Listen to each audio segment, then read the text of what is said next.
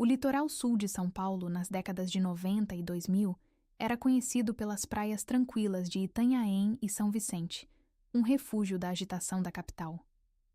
Mas, sob essa fachada de calmaria, um terror silencioso começou a se instalar.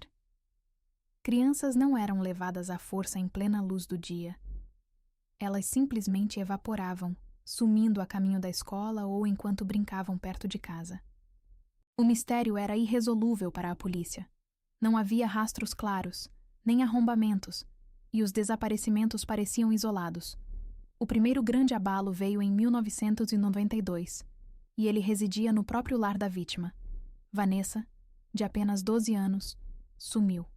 Sua mãe, desesperada, encontrou consolo nos braços de seu companheiro, Douglas Batista, um homem calmo e prestativo que parecia ser o alicerce em meio ao luto. A comunidade o via como um homem confiável. A mãe o via como um protetor. Ninguém sabia que, ao abraçar Douglas, ela estava abraçando o assassino de sua única filha. Esse foi o primeiro segredo macabro de uma década de horror que se escondia sob a máscara da normalidade. Enquanto a mãe de Vanessa chorava a ausência da filha, Douglas Baptista, com sua calma e serenidade forjadas, usava a dor da companheira para cimentar sua reputação de homem solícito na vizinhança. Ele era a personificação do vizinho amigável no litoral, o tipo que oferecia ajuda com concertos, que conversava na esquina e que, crucialmente, inspirava confiança nas famílias. Essa fachada era sua arma mais poderosa. Usando a desculpa de oferecer uma carona, um pequeno presente ou apenas a promessa de um passeio, Douglas conseguia se aproximar de crianças vulneráveis. Para as mães, parecia uma gentileza inofensiva. Para ele, era a isca. Ao longo da década seguinte, esse padrão se repetiu em São Vicente e Itanhaém. Uma a uma, as crianças desapareciam, e a polícia lutava contra um inimigo invisível. Cada caso era tratado como um evento isolado, um sequestro ou fuga, e não como parte de uma série orquestrada. A falta de indícios físicos claros. Afinal, Douglas não arrombava portas, mas era convidado para a vida das vítimas pelo seu disfarce social. Permitia que os inquéritos esfriassem rapidamente, empilhando-se como arquivos frios na delegacia.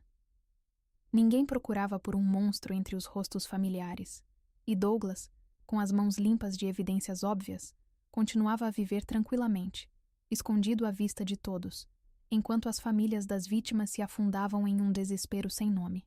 A falta de recursos e a incapacidade de ligar os pontos entre os desaparecimentos de crianças vulneráveis ao longo de 10 anos transformaram a Polícia Civil em um organismo fragilizado, lutando contra uma sombra que não conseguia identificar. A cada novo desaparecimento, a pressão sobre as famílias, muitas vezes de origem humilde e sem voz nos noticiários nacionais, aumentava.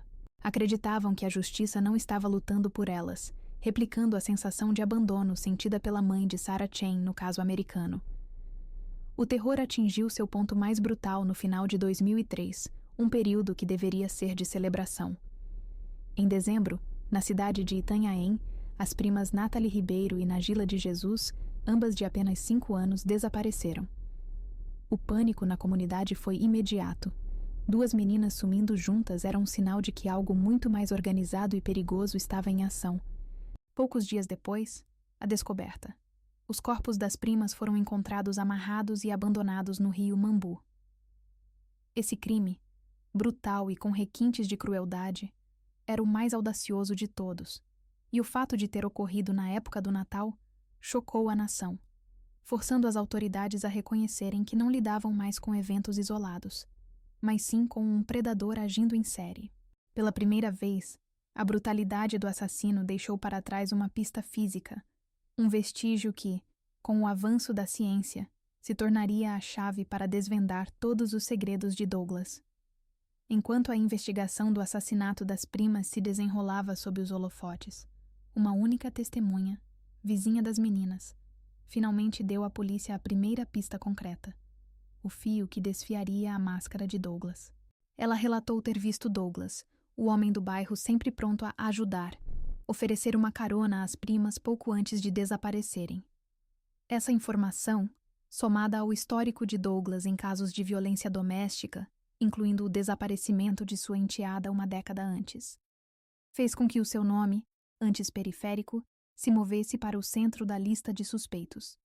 No entanto, o que selaria seu destino não seria o testemunho humano, mas a precisão implacável da ciência.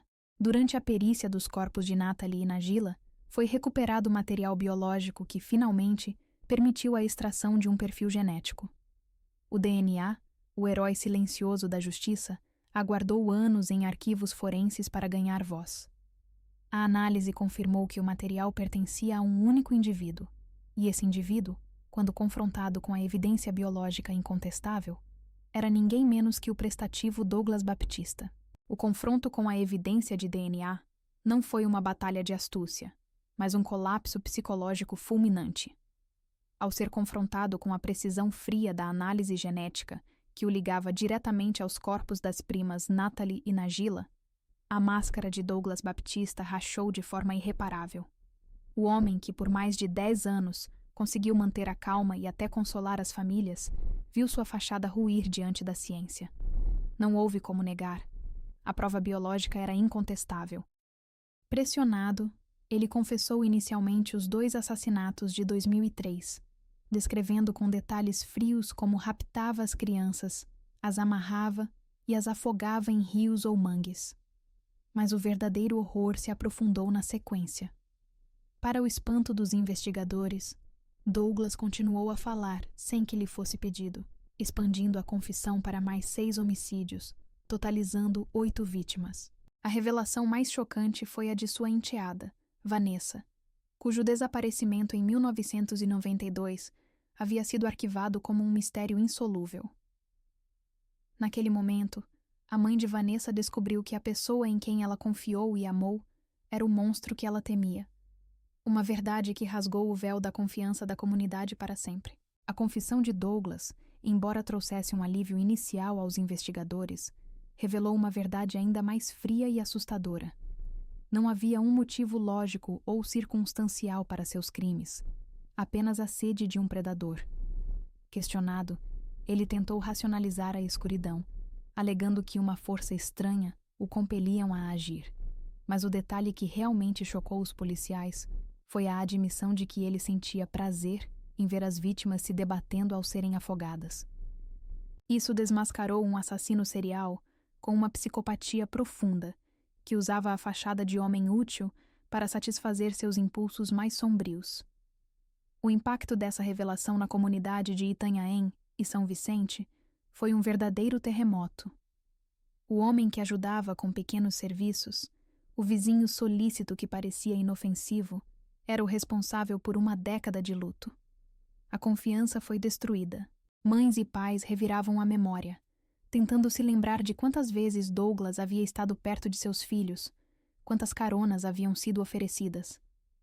A prisão não trouxe apenas justiça. Trouxe um sentimento amargo de culpa coletiva por não terem visto o óbvio e o trauma de quebrar a confiança na própria vizinhança.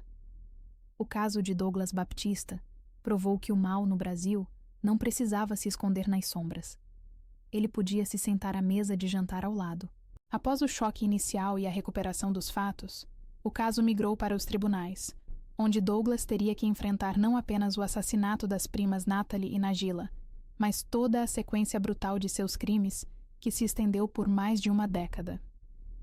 O processo legal foi complexo, exigindo que o Ministério Público costurasse as evidências de DNA com as confissões detalhadas e os poucos registros policiais dos crimes mais antigos, como o de sua enteada em 1992. No banco dos réus, o homem prestativo deu lugar ao criminoso frio. A justiça brasileira, embora não preveja a pena de prisão perpétua formal, respondeu com a máxima severidade permitida. Douglas Baptista foi condenado a mais de 150 anos de prisão. As sentenças foram somadas. Uma punição que garantia que o monstro de Itanhaém passaria o resto de sua vida atrás das grades. Para as famílias, a sentença representou o fim de uma longa e dolorosa espera. Foi a justiça tardia, trazida não pela vigilância constante da vizinhança, mas pela precisão da ciência, e pela coragem dos investigadores em reabrir arquivos há muito esquecidos. A condenação de Douglas Batista trouxe encerramento jurídico, mas deixou uma cicatriz profunda e permanente no tecido social do litoral paulista.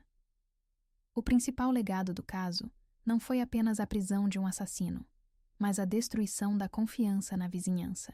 A comunidade de Itanhaém perdeu sua inocência. Seus moradores aprenderam da maneira mais brutal que a maldade nem sempre tem a face de um estranho. O monstro se vestia de homem comum, se oferecia para ajudar e se escondia no meio das famílias que ele viria a destruir. A história de Douglas se tornou um lembrete sombrio sobre a importância da investigação persistente e principalmente da tecnologia forense, que deu voz às crianças que não podiam mais falar. O DNA não apenas identificou o culpado. Ele invalidou anos de suspeitas infundadas e provou que, mesmo quando a comunidade falha em ver, a ciência pode desmascarar a escuridão, garantindo que a memória de Vanessa, Nathalie, Nagila e das outras vítimas não fosse sepultada pelo esquecimento. O caso Douglas Batista é a perfeita antítese do desaparecimento de Sarah Chen, mas com a mesma conclusão chocante. Se Sarah Chen parecia ter evaporado de uma casa trancada por dentro, as vítimas de Douglas sumiam de uma comunidade que se julgava segura, levadas pelo homem que prometia proteção. Ambos os mistérios eram, à sua maneira, impossíveis. E em ambos, a resolução veio de um lugar igualmente frio e irrefutável: o DNA. A narrativa final é de uma frieza calculada que desafiou a justiça por anos. Um homem que, em seu próprio lar, havia dado início a uma sequência brutal de crimes ao matar a enteada, e que continuou a construir seu arquivo secreto de vítimas em silêncio. Ele era o vizinho que você cumprimentava, o rosto que você não temia. E foi essa descrição macabra que permitiu que o terror durasse mais de uma década, até que a ciência, com sua precisão centenária, finalmente encontrasse a assinatura genética do monstro. O caso do serial killer de Itanhaém nos lembra o preço devastador de assumir a normalidade.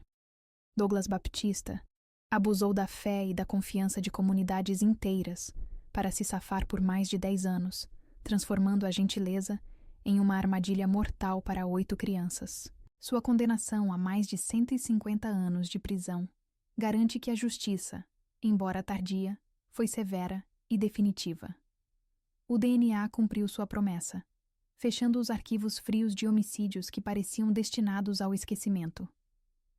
A história dele não é apenas sobre um monstro, mas sobre a resiliência das famílias, que se recusaram a parar de lutar, e a vitória final da ciência sobre a dissimulação. Mesmo que o assassino tente esconder a verdade por décadas, há sempre uma pista, um fragmento de evidência que espera pacientemente pelo avanço da tecnologia.